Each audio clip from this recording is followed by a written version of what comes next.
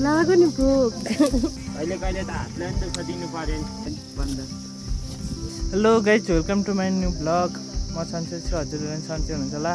आज चाहिँ हाम्रो टक्क यस्तै ड्युटी खुलेको छ कि धान काट्न टक्क अब बेसीतिर लाग्यो कामतिर है। यस्तो हुँदैछ आज त्यो सबै काटिसक्नु पर्ने छ। यो चाहिँ अब मेलातिर लाग्यो। हामी चाहिँ धान काट्न जान लागेको आजको ड्युटी चाहिँ। घाम यस्तो चर्को लागिरहेछ, एकदम रमाइलो पनि लागिरहेछ है। बेसीको हालत चाहिँ यस्तो छ, धान पाकेर बिजोक। हाम्रो चाहिँ धान काट्न सुरु भइसकेको छ। यता मेरो साथी आजको धान काट्ने यहाँ यता तलदेखि सुरु भइसक्यो है। यहाँदेखिको टक्क माथि कटेर छन् काट्नुपर्ने छ।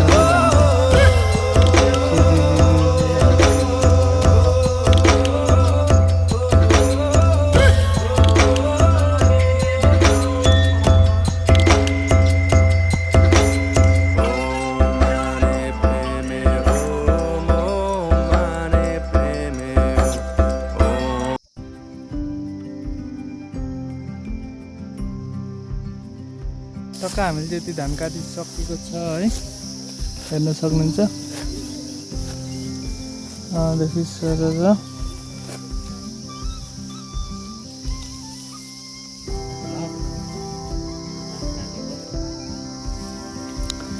टक्क अब चाहिँ धेर छैन, अब यति बाँकी छ कटेरसम्म। यस्तो हुँदैछ धान काटाइ, गीतको धुनमा बवाल हुँदैछ। कतिको साह्रो परेको छ? साह्रो नि हो, हात काटेर उस्तै। हात पनि काटो है।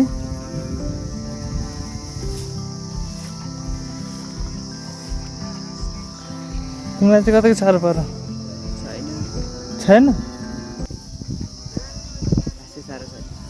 अहिले होइन, तिम्रो त हात काटेको छैन नि।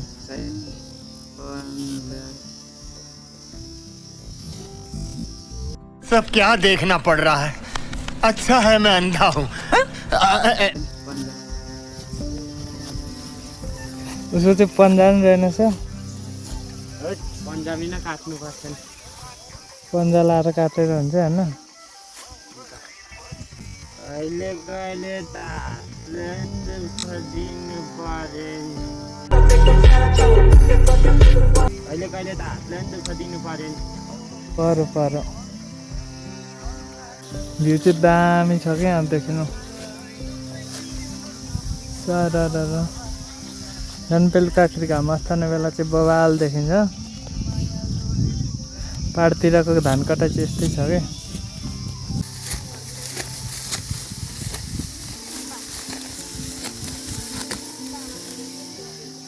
त्यो चाहिँ खाजा खाने बेला भएको छ है। खाजा खाने हो,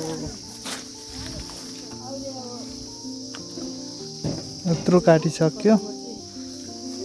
भोक लाग्यो नि भोक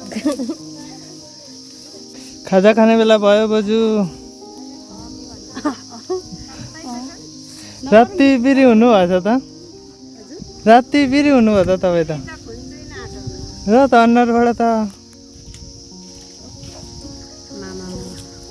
गल्नुभयो तर तपाईँ त जस्ताको त्यस्तै हुनुहुन्छ।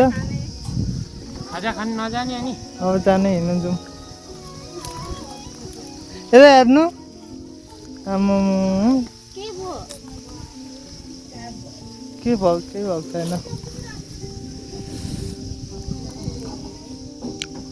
अब चाहिँ काटिसकिन आँटेको छ है।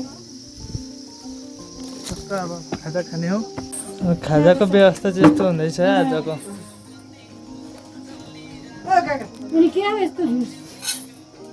हामी चाहिँ खाजा खाइसकेर टक्क अब मेलातिर लाग्न आँटेको। अब चाहिँ धेर छैन काट्नु, यति मात्रै छ टक्क। म खलो यता उँभो हैसा हुने जतिले खलो काट्ने ठिकै छ। खलो मेरो अघिदेखि सोच खलो काट्ने नै हो कि, अघिदेखि सुरुदेखि खलो काट्ने भनेको मै सोचिरहेको।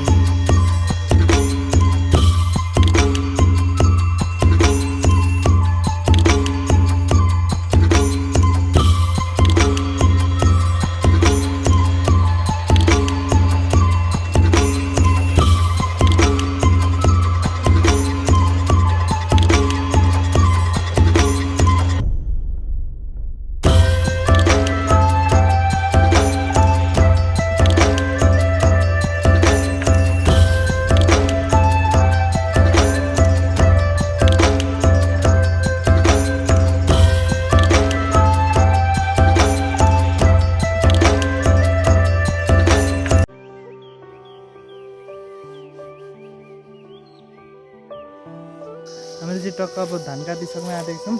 टक्क अब खलो बनाउन रेडी गर्दैछौँ है। टक्क आधी उतो थोरै उँधोबाट काट्दै आउँदै हुन्छ। हामी चाहिँ अब खलो बनाउन सुरु गर्ने। खलेको चाहिँ यही हो कि टक्क तल उँधीबाट काट्दै आउँदै हुनुहुन्छ। अब काट्नु चाहिँ यति मात्रै बाँकी छ, यति मात्रै हो। यो गर्न खलो बनाउने है। खलो लिपला पनि गर्नु पर्यो नि त सबै। त्यही छ गाउँघरको कामतिर बाली नाली थन्काउनु परेको छ। मर्मसी लाग्ने आँटो कोदो धानहरू थन्काउनु पर्यो नि त। यो धानहरू थन्काएर अब सबै सालको पानीले सबै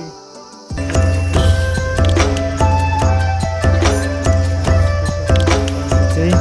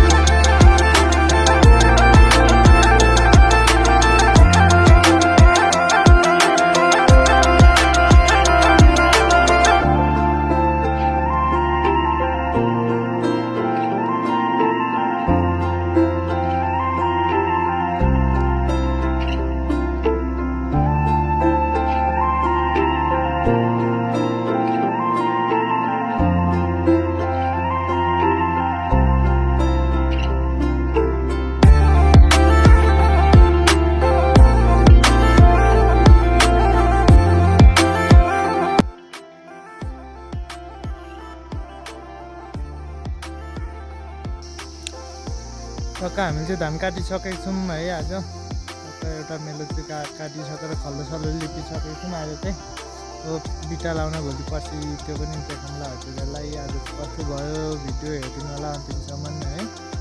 लाइक कमेन्ट सेयर गरिदिनु होला। आज चाहिँ हामी तपाईँ हेर्न सक्नुहुन्छ।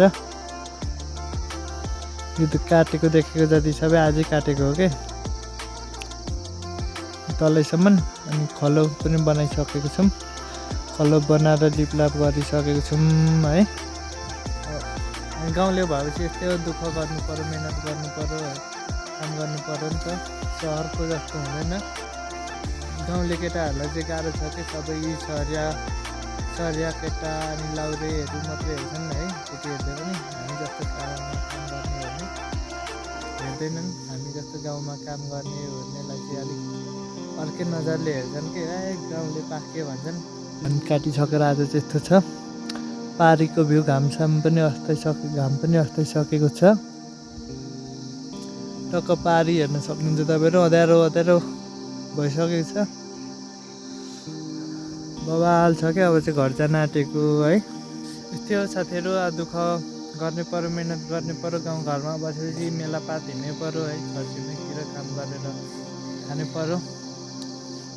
त्यस्तो आज चाहिँ एकदम पहिलोचोटि हो नि त यो वर्ष धान काटेको। पहिलो दिनबाट एकदम खुट्टाहरू दुखिरहेको छ, ढाड दुखेर गाह्रो भइरहेछ। आज चाहिँ ठिकै हो, भोलि झन् गाह्रो हुन्छ है। भोलि चाहिँ झन् उठ्न सकिन्छ सकिँदैन बिहान। आज चाहिँ बवाल भयो क्या। पहिलोचोटि भएर खतरा काट्यो, रमाइलो पनि भयो। मेलापात हिँड्दा चाहिँ एकदम राम्रो लाग्छ क्या मलाई चाहिँ।